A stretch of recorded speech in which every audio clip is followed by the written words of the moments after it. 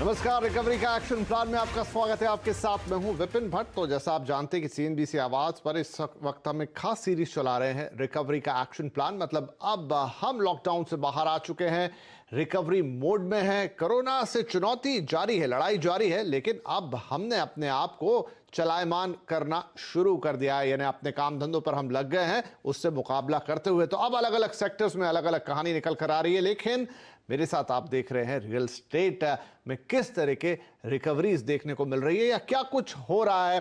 तो हमने पिछले एपिसोड में बात की थी रेजिडेंशियल रियल एस्टेट की, आपके घरों की, लेकिन आज हम बात करेंगे कमर्शियल रियल एस्टेट की, क्योंकि ये भी आपकी जिंदगी का उतना ही बड़ा हिस्सा है। जिन ऑफिसेज में आप जाते हैं, और इन दिनों शायद आप नहीं भी जा रहे हैं क्योंकि आप तो वर्क फ्रॉम होम कर रहे हैं, लेकिन इससे पूरे सेक्टर पे क्या इंपैक्ट आ रहा है, कमर्शियल रियल एस्टेट की तस्वीर किस तरीके से बदल रही है, उस पर आज होगी बातचीत। और जैसा कि आप जानते हैं, हमने इस खास सीरीज के लिए दो खास मेहमान अपने लिए बुलाए हैं, आपके लिए बुलाए हैं इनफैक्ट। तो आज फिर हमारे साथ है, स्वागत कीजिए मेरे साथ। हमारे साथ मौजूद है गुलाम जिया साहब, ईडी नाइट फ्रैंक इंडिया, और साथ में है पंकज कपूर साहब, एमडी लाइसिस फोरास। कल मैंने आप दोनों को, इन दोनों का ही विस्तार से दिया था परिचय, लेकिन आज इतना ही काफी है क्योंकि आप इन दोनों को भली भांति जानते हैं। तो चलिए शुरुआत करते हैं।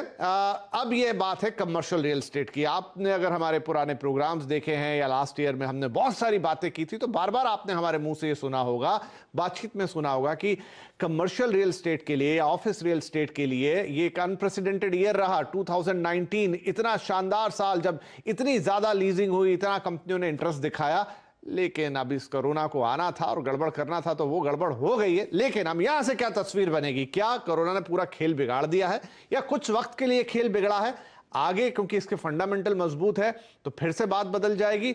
और ये जो भाई नई चीज आ गई है वर्क फ्रॉम होम, इसका इस पर कितना इंपैक्ट आएगा? तो जी साहब, आपके यहां से तो बाकायदा इस पर पूरी रिपोर्ट भी निकली थी। क्या लगता है आपको कि जितनी शान से ये सेक्टर चल रहा था कमर्शियल रियल एस्टेट का, और कोरोना ने इसको जो झटका दे दिया, जो लोगों को घर पे ले गया है, वर्क फ्रॉम होम करा दिया है, क्या ये इस पर बहुत बड़ा इंपैक्ट डालेगा? कम से कम ये 2020 की हम बात करें। जी बिल्कुल। और आपने दरअसल मेरे लिए कुछ कहने के लिए छोड़ा ही नहीं, क्योंकि दरअसल होना तो शायद ये शॉर्ट टर्म के लिए ही है। 2020 चूंकि आपने कहा है, 2020 में इम्पैक्ट तो बहुत गहरा पड़ना है, बहुत गहरा असर 2020 ऑफिस मार्केट पर छोड़ जाएगा। 2021 और 2022 में फिर से मार्केट उभरती हुई दिख रही है, क्योंकि हमारे फंडामेंटल स्ट्रांग है। पिछले कई समय में हमने हमारे ओवरऑल सिस्टम्स इंप्रूव करने के लिए बहुत मेहनत की है। तो अब इकोनॉमी को बाउंस बैक करने से, शायद अगर कोविड नहीं होता तो और कोई चीज हमें इकोनॉमी बाउंस बैक करने से रोक नहीं सकती थी। कोविड आया है, कोविड चला भी जाएगा, ये एक डिसरप्शन है, कुछ समय के लिए रहेगा। उसके बाद जब हम कोविड पार, जब हम दोबारा उभरेंगे, तो लाइक अ फीनिक्स हमारा जो हमारी उठान, जो हमारी उड़ान होने वाली है, उस चीज को देखते हुए मैं ये बिल्कुल कहना चाहूंगा कि ऑफिस मार्केट पे जो बादल छाए हैं, ये मोमेंटरी हैं, ये वक्त के लिए है। शायद 2020 में आपको तकलीफ होगी, 2021 के आगे ज्यादा फर्क नहीं पड़ेगा। आपने एक चीज जो सवाल उठाई है वर्क फ्रॉम होम की, वर्क फ्रॉम होम अपने आप में एक बहुत बड़ा साइंस है। वर्क फ्रॉम होम ये नहीं कहता कि कल से सारे दफातर बंद हो जाएंगे, सारे ऑफिस को ताला लग जाएगा। वर्क फ्रॉम होम आपको केवल इसलिए कोविड के कारण करना पड़ रहा है क्योंकि सोशल डिस्टेंसिंग आज आपके लिए बहुत इंपॉर्टेंट हो गई है। जब तक कि हमें वैक्सीन नहीं मिलता कोविड का, तब तक कि सोशल डिस्टेंसिंग में हमें रहना पड़ेगा। तो जब जब भी ऑफिस खुलते हैं, पहली चीज तो आपको सोशल डिस्टेंसिंग के कारण ऑफिस रिक्वायरमेंट बढ़ सकती है। दूसरी चीज, ठीक है, अगर आपके बैलेंस शीट्स, आपके पीएनएल, प्रॉफिट्स लॉसेस वगैरह को देखते हुए अगर आपने कुछ रियल एस्टेट कुछ समय के लिए छोड़ा भी होगा, तो दोबारा मार्केट और रेवेन्यूज और प्रॉफिट पीएनएल इंप्रूव होते हुए आपको दोबारा इन दफ्तरों की, इन ऑफिस की जरूरत होने वाली है। तो ओवरऑल ये एक डिसरप्शन है, मोमेंटरी है, 6 महीने चले, साल भर चले, लेकिन उसके बाद बाउंस बैक होते होते कमर्शियल रियल एस्टेट को बाउंस बैक होने से कोई नहीं रोक सकता। राइट। तो गुलाम जिया साहब, लेकिन यहाँ पर एक बात और लग रही कि कई बड़ी प्रतिष्ठित कंपनियों से हम ये सुन रहे हैं, चाहे उसमें बड़े बैंक शामिल हों, सॉफ्टवेयर कंपनियां हो, सर्विस इंडस्ट्री हो, कि वो अब अपने लगभग सभी वर्टिकल्स में वर्क फ्रॉम होम को बढ़ावा देंगे। लगभग सभी वर्टिकल्स में वो कोशिश करेंगे कि वर्क फ्रॉम होम आगे बढ़े, एक percentage of, certain percentage of उनका जो वर्कफोर्स है वो घर से काम करे। तो क्या आपको नहीं लगता कि इससे थोड़ा बहुत इम्पैक्ट आएगा, या आप ये कहेंगे कि नहीं, वो जितना उन्हें लेना है वो तो लेंगे, लेकिन ठीक है वो एक अल्टरनेट व्यवस्था अपने साथ चलाएंगे ताकि जैसी परिस्थिति में आज हम हैं, कभी ये लंबी चल जाए या आगे कुछ और आ जाए तो उसके लिए उनके पास एक सिस्टम तैयार हो। बिल्कुल सही बात है आप जो कह रहे हैं। जो आपने अगला आपका जो आखिरी हाफ स्टेटमेंट का रहा है, मैं उससे बिल्कुल मुत्तफिक हूँ कि ये जो सिचुएशन, जो परिस्थिति आई है, इसमें कुछ कंपनीज के रिएक्शंस आए हैं सामने, लेकिन हमने काफी इन डेप्थ रिसर्च भी कर रखा है जिसमें इन कंपनीज के बैलेंस शीट्स को, पीएनएल्स को हमने परखा, उनके एम्प्लॉइज, नंबर ऑफ एम्प्लॉइज को परखा, वो किस तरह के कारोबार में, किस तरह के, स्पेशली चूंकि टेक्नोलॉजी कंपनी सबसे आगे हैं ऑफिस ऑक्यूपेशन में, हमने इनका बहुत इन डेप्थ एनालिसिस किया है। और हमें एक चीज जो बहुत ही क्लियरली साफ दिखाई दे रही है कि आपको बमुश्किल बमुश्किल 1500 से 2000 रुपए पर एम्प्लॉय के आसपास कॉस्ट सेविंग होती है अगर आप वर्क फ्रॉम होम करते हो। तो क्या ये इतना बड़ा कॉस्ट है कि जिसके लिए आप इतने सारे चैलेंजेस भुगतोगे? लाइक फॉर एग्जांपल, अगर आज मैं अपने घर बैठ के आपसे बात कर रहा हूं, तो आपको ये भी तो समझना है ना कि ये घर मेरा पर्सनल एसेट है। इसमें आज मेरा ऑफिस घुसा चला आया है, आज आज मेरे मकान को मेरा ऑफिस यूज कर रहा है, तो आज चाहे मैं खामोश रहूं, हो सकता है आज से 3-4 महीने बाद मैं ही अपने ऑफिस से, अपने बॉस से ये कहने लगूं कि चूंकि आप मेरा रियल एस्टेट यूज कर रहे हो तो उसके लिए मुझे कॉम्पेंसेट कीजिए। बात बनती है। और इस तरह की कई सारी चीजें हैं। जब उनके क्लाइंट्स है, जब क्लाइंट्स को, स्पेशली टेक्नोलॉजी कंपनी के क्लाइंट्स को पता लगेगा कि इन्होंने एक एक एक्स अमाउंट सेव किया है वर्क फ्रॉम होम से, तो वो भी उसमें से अपना शेयर मांगेंगे। तो ओवरऑल ये सिचुएशन कुछ ऐसी नहीं है कि आपको वर्क फ्रॉम होम करते ही आपके प्रॉफिट्स के अंबार लग जाएंगे, आप दौलतों के पहाड़ खड़े कर लोगे, ऐसा नहीं है। इसको भी पूरी तरह से समझना जरूरी है। इनिशियली चंद एक दिनों में कुछ एक नी जर्क रिएक्शन, जिसे हम कहते हैं shooting of the hip kind of environment था, जहां पर लोगों को लगा कि ये बहुत बड़ा बून है ऑफिस ऑफिस ऑर्गेनाइजेशंस के लिए। लेकिन जैसे जैसे हम आगे बढ़ रहे हैं, चीजों को बेहतरीन तरीके से समझ रहे हैं, तो ये अंदाजा हो रहा है कि इतना बड़ा प्रॉफिट नहीं है। और उस सबके दरमियान एक और चीज है जो हमारी कंपनी कल्चर, हर कंपनी आज कहती है हमारी कंपनी का फला कल्चर है, फला कल्चर है। अगर हमारे सारे एम्प्लॉयज अपने अपने घर बैठ के काम कर रहे हैं, तो उतने ही मल्टीपल कल्चर हमारे सबके उभर रहे हैं। तो कहाँ आपका एक कल्चर जिसकी आप करते थे वो कहाँ बाकी रहा? तो अगर आपको अपनी कंपनी की साख, अपनी कंपनी की ब्रांडिंग, कल्चर बनाए रखना है, तो वर्क फ्रॉम होम अपने आप में एक बहुत बड़ा चैलेंज होगा। उसको कैसे एड्रेस किया जाएगा, ये आने वाला वक्त बताएगा। जी पंकज साहब, क्योंकि ये वर्क फ्रॉम होम इच्छा से तो नहीं आया, अब एक मजबूरी का हिस्सा बना जहां पर सबको घर पे रहना जरूरी है।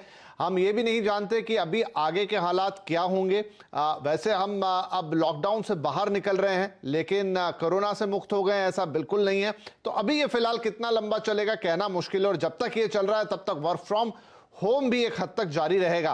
तो अगर हम थोड़ा शॉर्ट टर्म की बात करें तो क्या ये मान सकते हैं कि जो कमर्शियल रेंटल्स थे वो नीचे की तरफ रहेंगे? हो सकता है कि बहुत सारे स्पेस, बहुत सारी कंपनियां खाली भी करें, बहुत सारी कंपनियां विलिंग रहें कि भाई अब मैं इससे ज्यादा एक्सपांड नहीं करूंगा। तो ओवरऑल एक जो इम्पैक्ट है कमर्शियल रियल एस्टेट जो एकदम बूम पर था, वो अब काफी डाउन अंडर या तकलीफ में आए। देखिए, कमर्शियल रियल एस्टेट मेरे हिसाब से तो बहुत कुछ जो है वो ग्लोबल इकोनॉमी के साथ चलता है। अगर ग्लोबल इकोनॉमी आपकी सर्ज हो रही है, यूएस एंड यूरोपियन मार्केट अच्छे चल रहे हैं, तो कमर्शियल रियल एस्टेट मार्केट के अंदर जो है आपको बढ़ोतरी होती हुई दिखती है। क्योंकि अगर आप बहुत कायदे से देख लीजिए, हमारा ज़्यादातर ऑफिस ऑक्यूपेंसी जो है वो आईटी है और बीएफएसआई सेक्टर्स है और इंश्योरेंस सेक्टर्स है। ये सारे सेक्टर्स की जो पूरी भी कनेक्टिविटी है वो अब यूएस और यूरोपियन मार्केट पे है। अगर आप 2008 की भी बात कर दीजिए, जब लेमन मेल्टडाउन हुआ था, तो सबसे बड़ा इम्पैक्ट वो कमर्शियल रियल एस्टेट मार्केट के ऊपर हुआ था। जबकि इंडिया के अंदर रिकवरी बहुत जल्दी आ गई थी। 2009 से ही रेजिडेंशियल रियल एस्टेट के प्राइसेस बढ़ने चालू हो गए थे, लेकिन 2008 से लेके 2011-12 तक एक भी नया कमर्शियल रियल एस्टेट प्रोडक्ट और लॉन्च मार्केट में नहीं हुआ। और उस वक्त 2008 से लेके 2009 तक आते आते कमर्शियल प्रॉपर्टी के जो रेंटल्स थे वो करीब 30 से 40% अक्रॉस प्लेसेस बढ़ गए। चाहे आप चेन्नई की बात कर लीजिए, चाहे आप लोअर परेल की बात कर लीजिए, जहाँ पे 220 रुपए रेंटल चल रहा था, वो 80-85 रुपए के रेंटल के ऊपर बढ़ा। क्योंकि कारण ये है कि जो ज्यादातर हमारा जो ऑक्यूपेंट्स हैं वो ग्लोबल इकोनॉमी से कनेक्टेड हैं। जब उधर की ओर डिप्रेशन होता है तो ऑफिस की ऑक्यूपेंसी कम हो जाती है। और उसके बाद अगर आप देख लीजिए, जो हमारा सर्ज था वो 2012 से 14-15 तक ई कॉमर्स ड्रिवन था, और उसके बाद अगर आप देख लीजिए थोड़ा आईटी का भी ग्रोथ हुआ, और साथ में उसके साथ साथ को वर्किंग स्पेसेस और ये सारे सेगमेंट थे, इनकी तरफ से जो एब्जॉर्प्शन बढ़ता हुआ दिख रहा था। अब अगर आप बहुत कायदे से देख लीजिए, ये सारे जो सेगमेंट्स हैं, यहाँ पे इम्पैक्ट होता हुआ दिख रहा है। तो मैं ये देख रहा हूँ शॉर्ट टर्म पीरियड पे, अगर ये लॉकडाउन जितना प्रोलॉन्ग होता चला जाता है, वैसे वैसे कंपनीज के रेवेन्यू के ऊपर इम्पैक्ट होगा, और जहां पे उनका रेवेन्यू कम होना चालू हो जाता है तो वो कॉस्ट रिडक्शन करना चाहते हैं। अगर आप एक आईटी कंपनी की बात कर लीजिए, तो they work on around 25% margin, और उसमें से 50-55% जो कॉस्ट होती है वो ह्यूमन कॉस्ट होती है। और उसके बाद the moment they start looking at reducing there man power cost, तो ऑफिस का एब्जॉर्प्शन कम होना चालू हो जाता है। मेरा भी एक असेसमेंट रहा, मैंने भी कई जगह पे बात की है। कई सारी कंपनियां हैं, आईटी कंपनीज हैं, जहां पे वो बोल रहे हैं कि जो कैटर करती थी travel, hospitality, brick and retail, motors and other, क्योंकि globally supply chain completely lockdown थी, बहुत सारी इन्वेंट्री खड़ी हुई है, सप्लाई चेन में कंप्लीट स्टॉपेज आ गया था। उन्होंने ऑपरेटिव लेवल पे करीब 6 से 8 महीने के लेवल पे पहुंच गए हैं। सैलरी वहां पे कट होनी चालू हो गई। तो एक एक एक एक एक जब माहौल इस तरीके का आ जाता है जहां पे आप हर तरफ कॉस्ट का रैशनलाइजेशन करना चाहते हैं, तो आप रियल एस्टेट का भी कॉस्ट का रैशनलाइजेशन करते हैं। कितनी कंपनियां हैं जिन्होंने डेस्कटॉप लोगों के घर पे भेज दी है, एक मजबूरी भी है। आज आपको हम अपनी खुद की बात करते हैं, 8 तारीख से 10% के ऊपर जो है 10% एम्प्लॉयज के साथ ऑफिस ओपन करने की बात कर दी है, लेकिन आप अगर देखेंगे तो बहुत डिफिकल्ट है ऑफिस ओपन करना, क्योंकि आपको वो जो हाइजीन पैटर्न्स मेंटेन करना है, आपको ये भी बताना है कि आप कहीं इंस्ट्रूमेंटल ना हो कि किसी और को आपकी वजह से हो जाए, एक बड़ी डिफिकल्टीज होती है। तो एक एक पर्सपेक्टिव है कि कंपनीज आज बाउंड है कॉस्ट रिडक्शन की।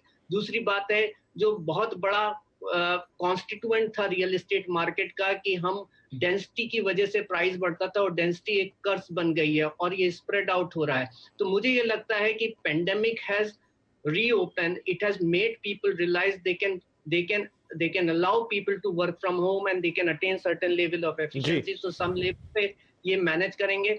दूसरी बात है, it has also opened an area of this economy. You will see lot of time the companies will spread out their jobs from few cities to the smaller cities, so this will probably be bringing a spatial diffusions of the job. पहले क्या होता था, migrations की वजह migration होते थे क्योंकि आदमी वहां आता था जहां जॉब्स हैं।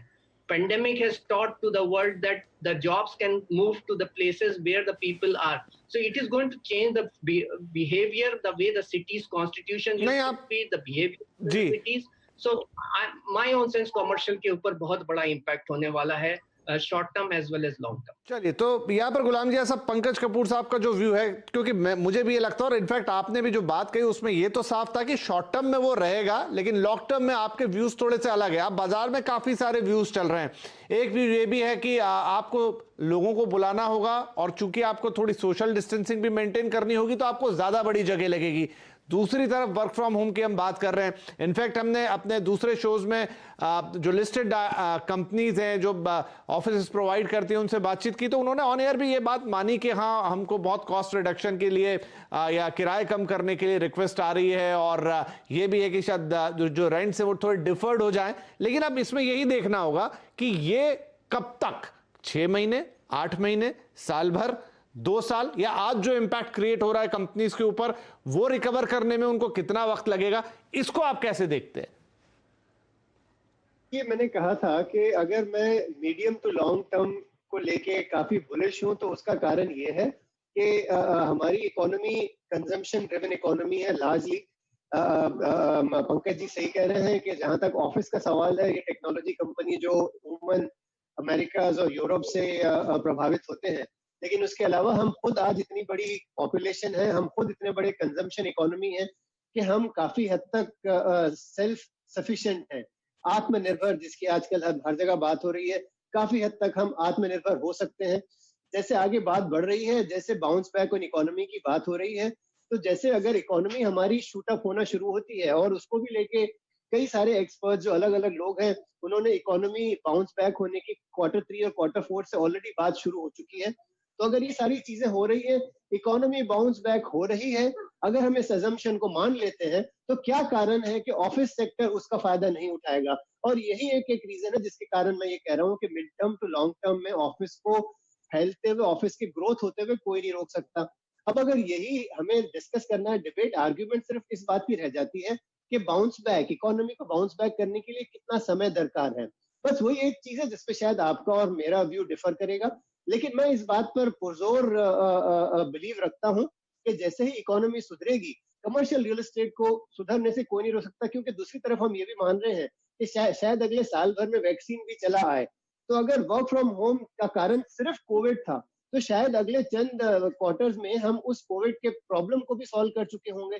तो उसके बाद क्या रीजन बचेगा हमें, और क्या एक्सक्यूज बचेगा ये कहने के लिए कि कमर्शियल रियल एस्टेट आपत्ति में बनी रहेगी? मुझे नहीं लगता इसके बाद हमारे पास कोई और रीजन है हमारे खुद की कैपेबिलिटीज को डाउट करने का। मैं ये मानता हूं कि हमारी इकोनॉमी को बढ़ने से कोई नहीं रोक सकता, और उसका इम्पैक्ट कमर्शियल रियल एस्टेट पे आने से कोई नहीं रोक सकता।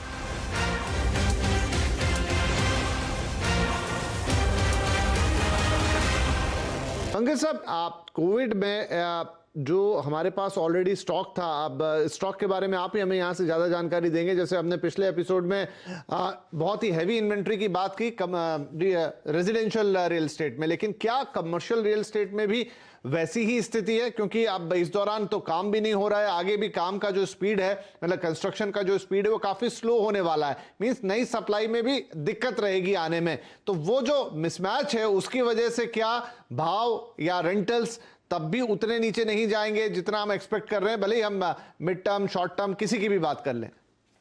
देखिए, मुझे नहीं लगता न्यू लॉन्चेस ज्यादा आएंगे। करीब 165 मिलियन स्क्वायर फीट का अंडर कंस्ट्रक्शन सप्लाई था, वो शायद मुझे नहीं लगता कि बिल्डर्स आगे बढ़ करके उसको कंप्लीट करना चाहेंगे।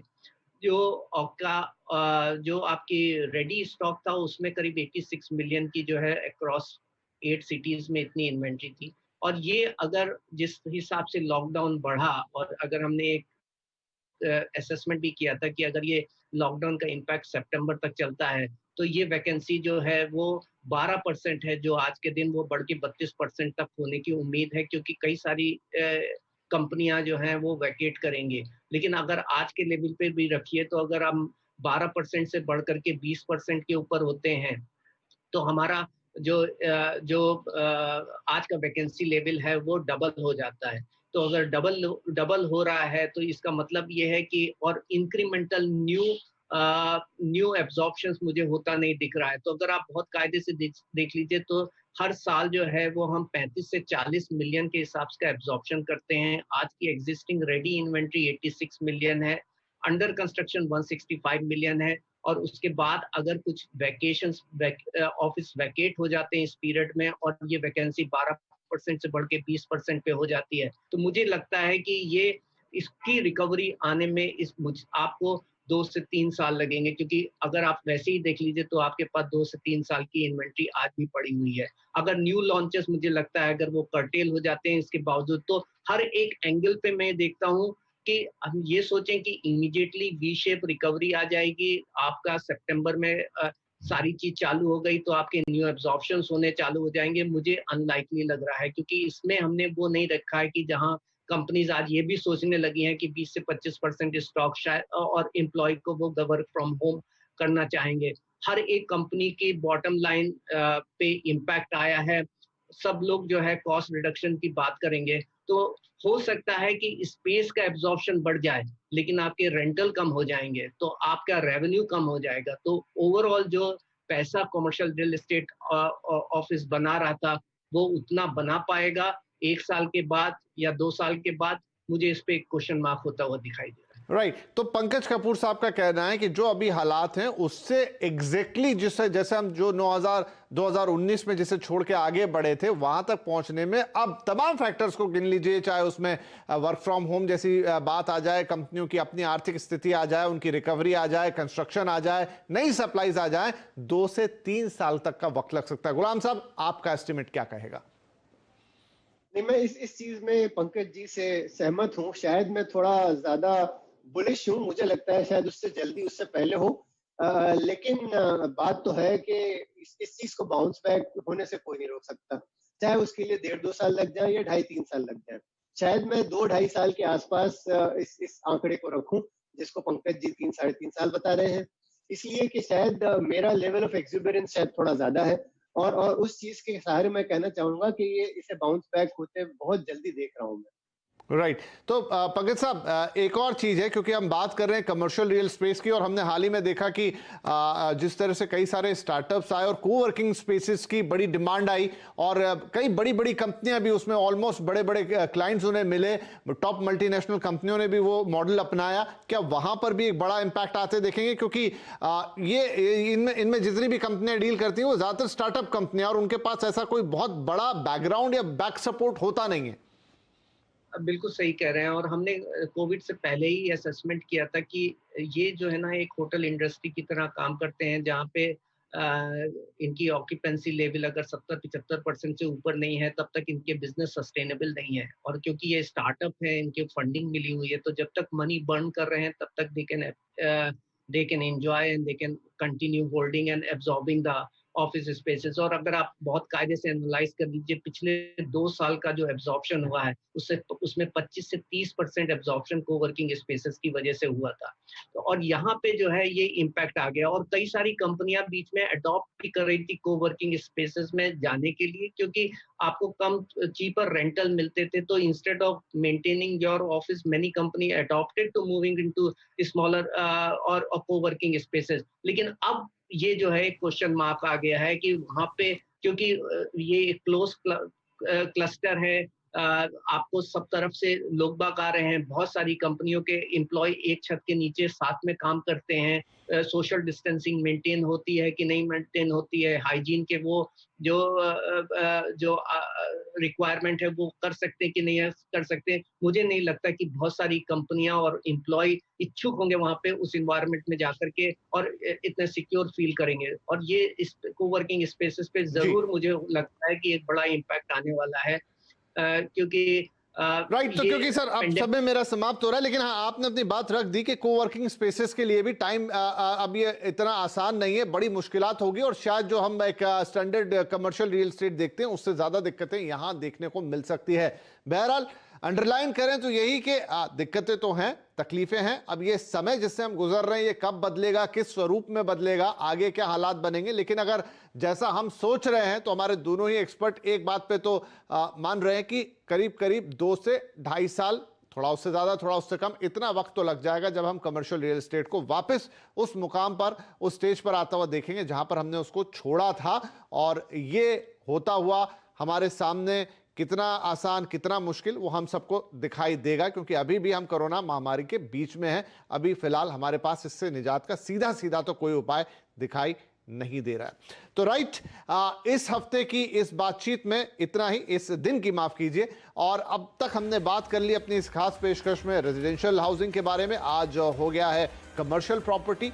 आगे क्या बचता है, तो आगे हम थोड़ा एक दूसरा सेगमेंट देखेंगे, क्योंकि पिछले करीब करीब 1 दशक में काफ़ी सारे पी फंड्स ने बहुत पैसा डाला है इंडियन रियल एस्टेट मार्केट में, और ये तो अब कमर्शियल प्रॉपर्टी की तरफ ज़्यादा बढ़ा था। तो अब कमर्शियल प्रॉपर्टी ले लीजिए या फिर आप ले लीजिए रेजिडेंशियल, दोनों ही इस समय दबाव में है। तो उस इन्वेस्टमेंट का क्या होगा? क्या वो निवेश छिटकेगा, हेयर कट लेगा, क्या होता हुआ दिखाई देगा हमें पी फंड्स के लेवल पर? ये हमारे अगले एपिसोड में बातचीत जारी रहेगी। तो आज हमारे दोनों मेहमानों का शुक्रिया और आपसे मिलेंगे इजाजत, लेकिन कल फिर मुलाकात करेंगे एक नए एपिसोड के साथ जब बात होगी रियल एस्टेट पी फंड्स पर। नमस्कार।